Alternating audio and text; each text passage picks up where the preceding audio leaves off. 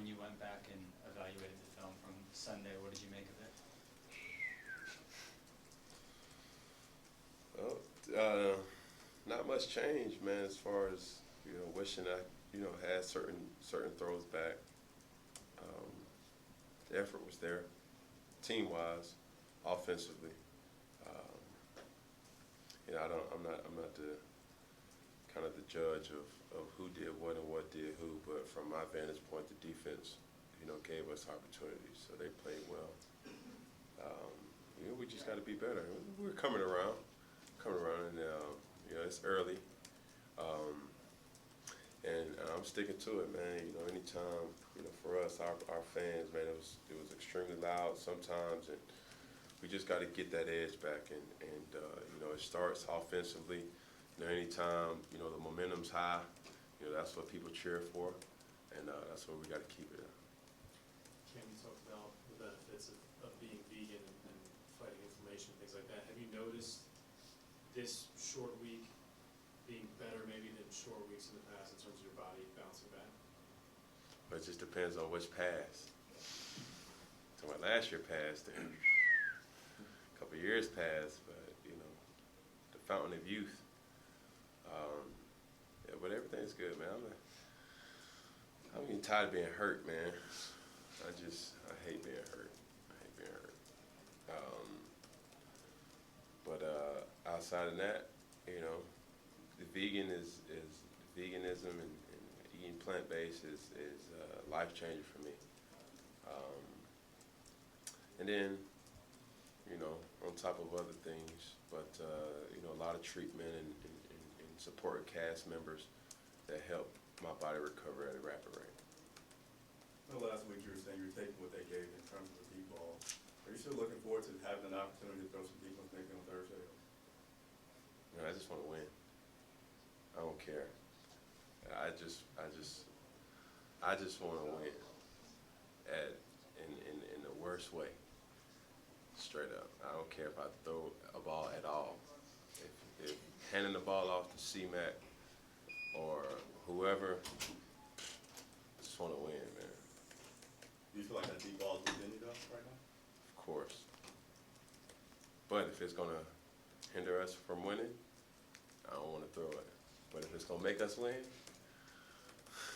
oh, baby. You better call some doggone deep balls. But, I'm all for it, man. I just can't stress enough, man. You just can't, just throw the ball in heaven and just expect it to, be caught. You know what I'm saying? It's just more to it than that.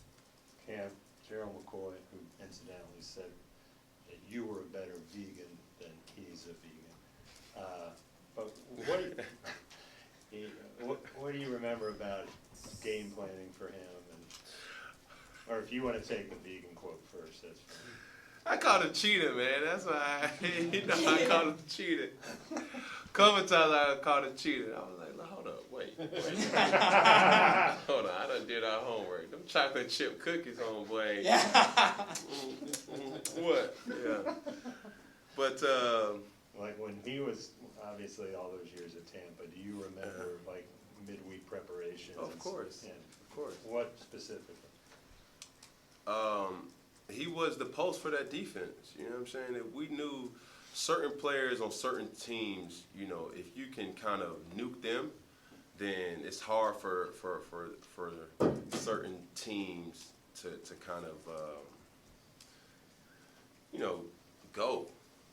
I'm sure now they have different players now, and we just got our eyes set on certain people and knowing if we don't allow them, to control the tempo of the game, then, everything's pretty much not necessarily set, but we still have to do our job as well. So I just remember him, and, he was one of those complete D linemen, interior. Usually, you get guys that, flash guys, very productive early on in the game, but as the game went on, he was a guy that still consistently, moving the pocket. If the Steve Smith blood and guts game was number one as far as a former player gets a team, is too much made of that? I mean, because you hear some players like Gerald saying too much being made of him going back, but Steve Smith obviously took it personal, so how do you see it? Just win. That's it. Any person who plays their former team, I think, doesn't matter what production that they have individually, it all comes down to did you win.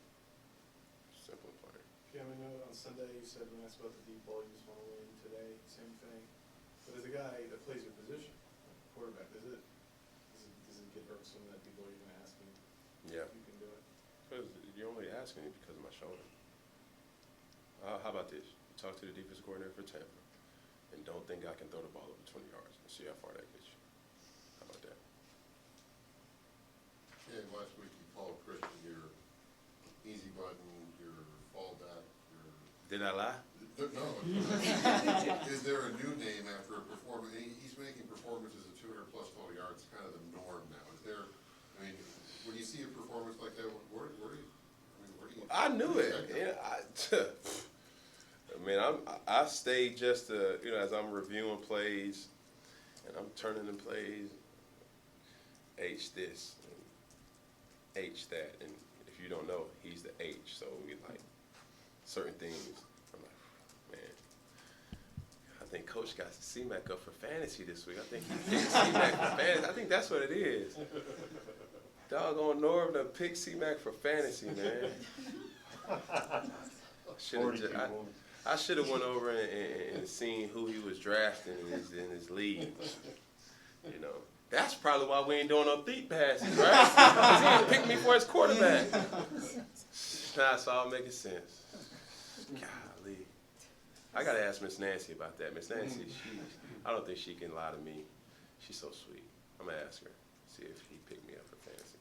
Yeah. Has C-Mac exceeded your expectations? No.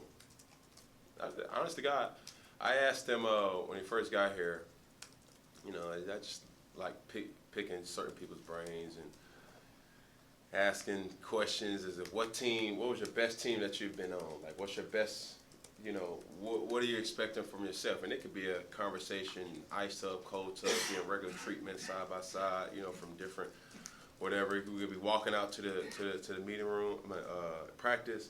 And he told me straight up, he said one of his goals is to, have 1,000 yards receiving and 1,000 yards rushing. Has that ever been done before?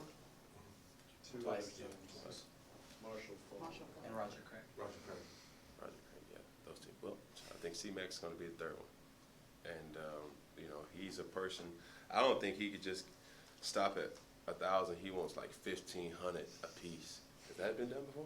Marshall Falk. Marshall Falk? Sheesh, Marshall. What hasn't he done? But man, C-Max is the lead candidate for, he's a football player, man. It's hard to say. We got a lot of those on our team. Guys that, are labeled on paper for one position, but can do a lot more other things. Cam, what do you call that new celebration you do with the backup quarterbacks?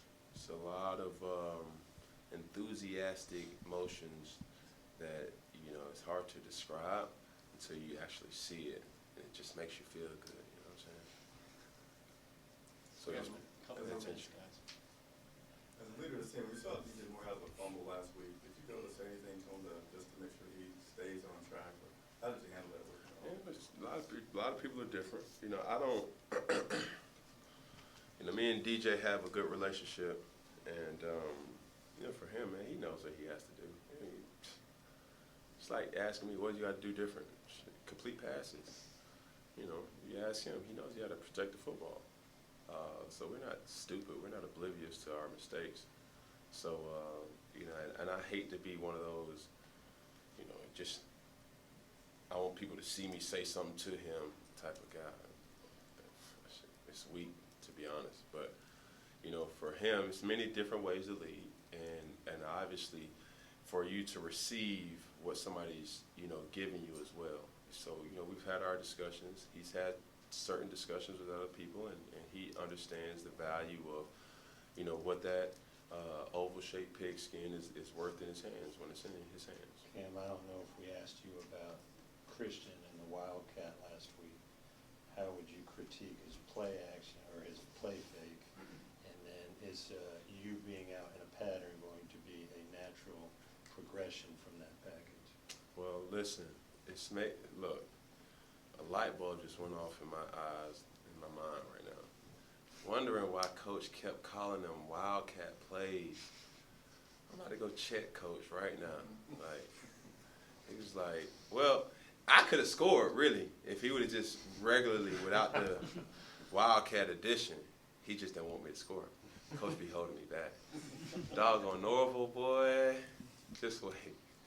Cam, we gotta wrap up, guys. Let's get one from Max. Cam, you are the Guinness World Record holder for one-handed catches in a minute. You haven't had a catch since your rookie year. Are we ever going to see I that? couldn't hear that question one more time. Could you say that one more time? Hold on. Say that one more time so Norval can hear it. So as the Guinness World Record holder for one-handed catches in Correct. a minute, Could you tell me who previously owned those records? I think Jarvis Landry and Brady Quinn had it Okay. before you. All right. He's a good receiver. Yeah. So you haven't had a catch since your rookie year. Will we ever see one again? Cam, you might wanna bring the mics back to you. But I really didn't hear the question. I don't know, man. Look, only Norval knows. Only Norval knows, baby. I've been telling him, man. It's like, bro, it's a mismatch. But you know what? I'm gonna say it like this, and I mean this.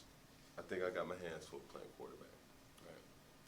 And I'm pretty sure somebody hit me up in my comments the other day from celebrations and game performances. I'm looking at it, I'm like, man.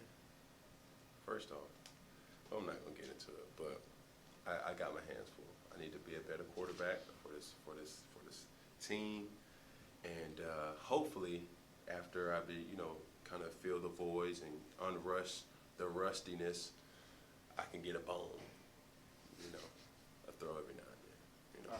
All right, guys. We gotta go, guys. I'm sorry. Thanks, Ian. Thanks. Thanks, Cam. Pass with capital pressure.